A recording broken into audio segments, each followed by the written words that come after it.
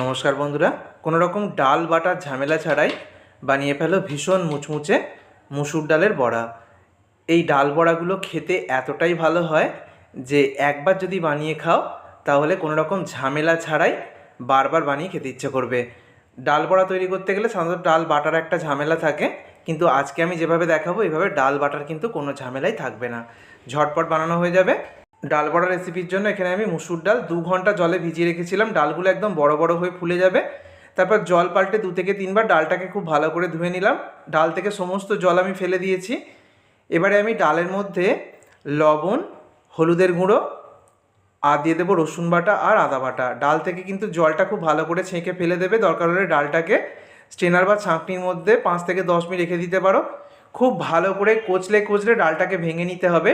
ডাল কোনো রকমভাবে বাটা যাবে না এই রেসিপিতে, কোনো রকম ডাল বাটার ঝামেলা নেই। ডালটাকে একটু ভেঙে নিতে হবে বা নরম করে নিতে হবে। খুব ভালো করে মিনিটখানেক মতো নরম করে নেওয়ার পর পেঁয়াজ কুচি, কাঁচা লঙ্কা কুচি, ধনেপাতা কুচি দিয়ে দিলাম, একটু বেশি করেই দিয়েছি। তারপর বেসন দিয়ে দেবো। বেসনের পরিমাণটা আমি বলছি না, প্রয়োজন মতো তোমরা মিশিয়ে নেবে। এখানে আমি 3 চামচ দিলাম আর 2 চামচ দিয়ে দিচ্ছি চালের গুঁড়ি। তো আবারও বলছি, বেসনের পরিমাণটা কিন্তু কম বেশি লাগতে পারে। কাশ্মীরি লঙ্কার গুঁড়ো আর গরম মশলার গুঁড়ো দিয়ে দিলাম আর স্বাদ মতো লবণ। আর কোনো কিছু দেওয়ার প্রয়োজন নেই, অল্প উপকরণ দিয়ে হয়ে যাবে। এবার খুব ভালো করে সব কিছুকে একসাথে করে নিতে হবে।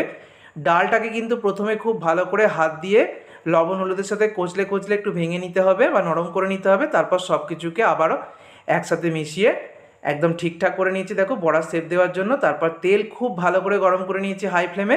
গ্যাসের ফ্লেমটাকে মিডিয়ামে রেখে এবার আমি ডাল বড়াগুলো ভাজতে দিয়ে দিচ্ছি। প্রত্যেকটা ডাল বড়া দেখো একই শেপে আমি ভেজে নিচ্ছি।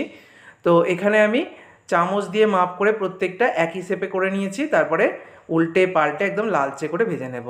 এই ডাল বড়াগুলো ভাজার সময় গ্যাসের ফ্লেমটাকে মিডিয়াম বা লো টু মিডিয়ামে রেখে ভাজবে একটু সময় নিয়ে।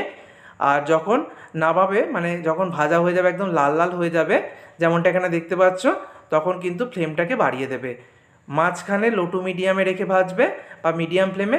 আর যখন এগুলো ভাজা হয়ে যাবে বা সুন্দর কালার চলে আসবে, তখন তোলার ঠিক আগে এগুলোকে গ্যাসের ফ্লেমটাকে বাড়িয়ে দেবে। একদম হাই ফ্লেমে রেখে এগুলোকে তুলে নেবে, তাহলেই কিন্তু একদম মুচমুচেভাবে তৈরি হবে। এই ডাল বড়াগুলো দেখো কত সহজে তৈরি হয়ে গেল। প্রথম ব্যাচের বড়াগুলো আমার তৈরি হয়ে গেছে। আমি প্লেটের মধ্যে ফেলে দেখিয়ে দিচ্ছি। আশা করছি আওয়াজ শুনে বুঝতে পারছো বাইরে থেকে কিন্তু একদমই মুচমুচে হয়। আর কোনো রকম ডাল বাটার কিন্তু ঝামেলাই ছিল না। মসুর ডাল কিন্তু মিক্সারেই হোক বা শিলনোড়াতে বাটতে বেশ সময় লাগে আর একটা ঝামেলা থাকে। তবে যেভাবে দেখিয়েছি এইভাবে ডালটাকে ভালো করে বেশিক্ষণ ভিজিয়ে রেখে একটু কচলে নিয়ে যদি করা যায় তাহলে কিন্তু একদম পারফেক্ট মুচমুচে বড়া তৈরি হয়ে যায়। খেতেও কিন্তু দুর্দান্ত হয়। অবশ্যই বন্ধুরা বাড়িতে ট্রাই করো। সকলে সুস্থ থেকো। ধন্যবাদ।